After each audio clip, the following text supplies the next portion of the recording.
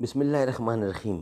ناظرین، آج کا پانچواں اور آخری ویلاگ آپ کی خدمت میں پیش کر رہے ہیں۔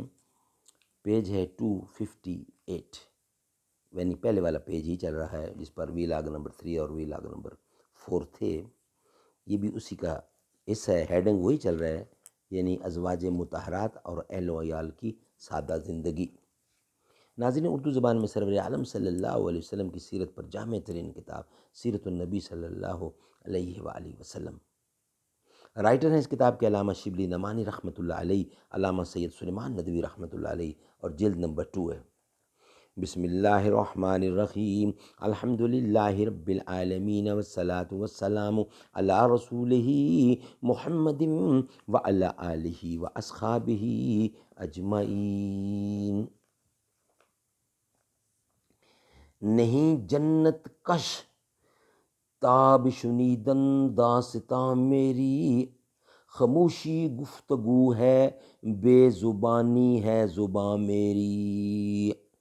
اقبال لکھنؤ سے نہ دلی سے ہے غرض، اقبال لکھنؤ سے نہ دلی سے ہے غرض، ہم تو اسیر ہیں ہمیں زلف کمال کے،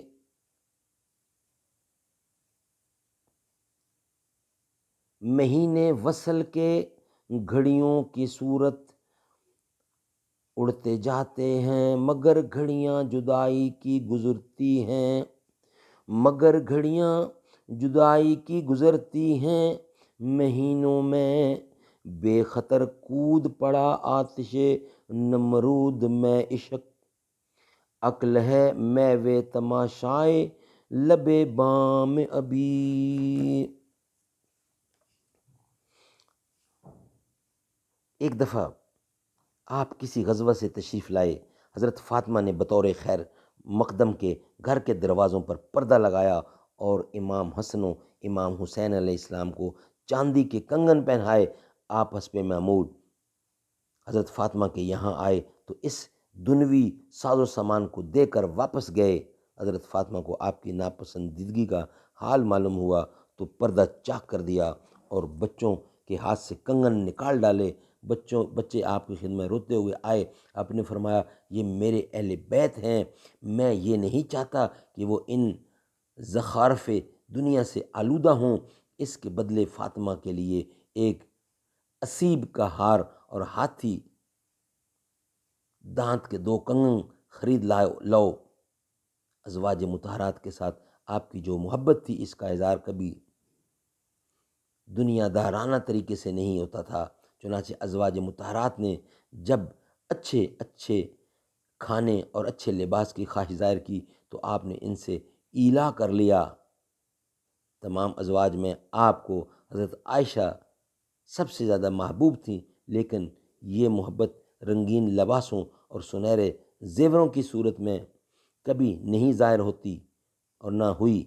تمام بیویوں کا جو لباس تھا وہی حضرت عائشہ کا تھا، چنانچہ وہ خود فرماتی ہیں ما کانت لاحدان ثوابا واحدن، ہم تمام بیویوں کے پاس صرف ایک جوڑا کپڑا تھا۔ سبحان اللہ۔ اگر کبھی اس کے خلاف ان کے بدن پر دنوی آرائش کے سر و سامان نظر آتے تو حضور اکرم ان کو منع فرماتے تھے۔ ایک دفعہ انہوں نے سونے کے کنگن سکہ پہنے، آپ نے فرمایا اگر درس کے کنگن زعفران سے رنگ کر کے پہنتی تو بہتر ہوتا۔ تمام اہل و عیال لوگ خانوادہ نبوت کو ممانعت تھی کہ وہ پرتکلف درویشی لباس اور سونے کے زیور استعمال نہ کریں۔ آپ ان سے فرمایا کرتے تھے کہ اگر تم کو اس کی تمنا ہے کہ یہ چیزیں جنت میں ملیں تو دنیا میں ان کے پہننے سے پرہیز کرو۔ سبحان اللہ۔ جنت پانی ہے تو اس کو چھوڑو۔ ناظرین، آج کے 5 ویلاگ ہمارے کمپلیٹ ہوئے۔ کل انشاءاللہ آپ کے ساتھ نیکسٹ ویلاگ کے لیے ملاقات ہوگی۔ انشاءاللہ کل کے ویلاگ پر یہ ختم ہو جائے گی بک، یعنی کل اس کا اینڈ ہوگا اور پھر انشاءاللہ نئی سٹارٹ ہوگی ہماری کتاب سیرت النبی کی۔